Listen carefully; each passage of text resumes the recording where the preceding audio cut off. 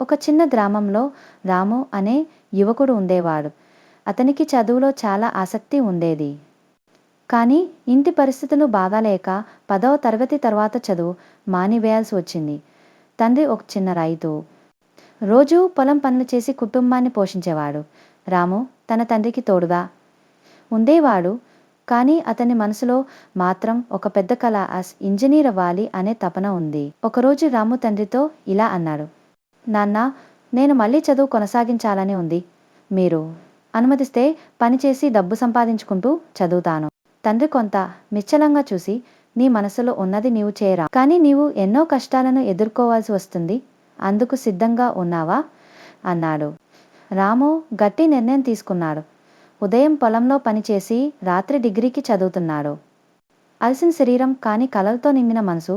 ప్రతిరోజు పాఠశాలకి వెళ్ళడం, లైబ్రరీలో గంటల తరబడి చదవడం, ఇవన్నీ అతని దినచర్యలో భాగమై చాలామంది అతన్ని హేళన చేశారు. హోరే, ఈ పనివాడికి చదువేంటి, పొలంలో పంటలు బాగా పండిస్తే చాలు, చదువు వల్ల. కానీ రాము వినలేదు. ప్రతి వ్యాఖ్యను ఒక ప్రేరణగా మార్చుకున్నాడు. రోజులు గడుస్తున్నాయి. డిగ్రీ పూర్తి అయ్యే సమయానికి అతను టాప్ ర్యాంక్ సాధించాడు. కానీ ఇక్కడితో అతని ప్రయాణం ఆగలేదు. Ramu GT graduate aptitude test in engineering exam రాయాలని నిర్ణయించుకున్నాడు.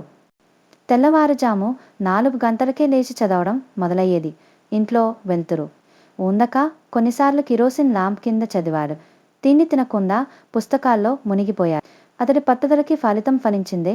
జేటీలో అద్భుతమైన ర్యాంక్ సాధించాడు. అతనికి ఇండియాలోనే పేరెన్నికగన్న ఇంజనీరింగ్ ఇన్స్టిట్యూట్ నుండి అడ్మిషన్ వచ్చింది. ఆ వార్త విన్నప్పుడు అతని తల్లిదండ్రుల కళ్ళలో ఆనంద బాష్పాలు ఒరిగిపోయాయి.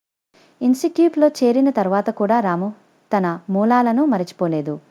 అక్కడ చదువుతున్నప్పుడు కూడా ప్రతి శుభారంభం ముందు తల్లి తండ్రికి ఫోన్ చేసి ఆశీస్సులు అంతేకాదు, సెకండ్ ఇయర్ నుంచి అతను తన గ్రామానికి ఆన్లైన్ తరగతులు ఇచ్చేలా ఒక స్మాల్ లెర్నింగ్ సెంటర్ ప్రారంభించాడు.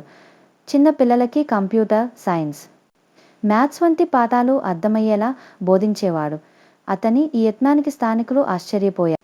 చివరికి రాము తన కోర్సు పూర్తి చేసి మల్టీనేషనల్ కంపెనీలో ఇంజనీర్గా ఉద్యోగం పొందాడు. అక్కడి నుంచి మొదలైనది అతడి నూతన ప్రయాణం. కానీ అతనికి తెలిసిన ఒక విషయం, అసలైన విజయం అంటే మనం ఎదిగినప్పుడు మన చుట్టూ ఉన్న వారిని కూడా ముందుకు తీసుకెళ్లడమే. అందుకే అతను తన గ్రామంలో ఒక ఫ్రీ కోచింగ్ సెంటర్ ఏర్పాటు చేశాడు. అది ఇప్పుడు ఎంతోమందికి గమ్యాన్ని అందిస్తోంది. రాము జీవిత కథ సాధారణ రైతు కుమారుడి నుంచి అద్భుత ఇంజనీర్గా ఎదిగిన ఈ ప్రయాణం ప్రతి యువకుడికి ప్రేరణగా నిలుస్తుంది.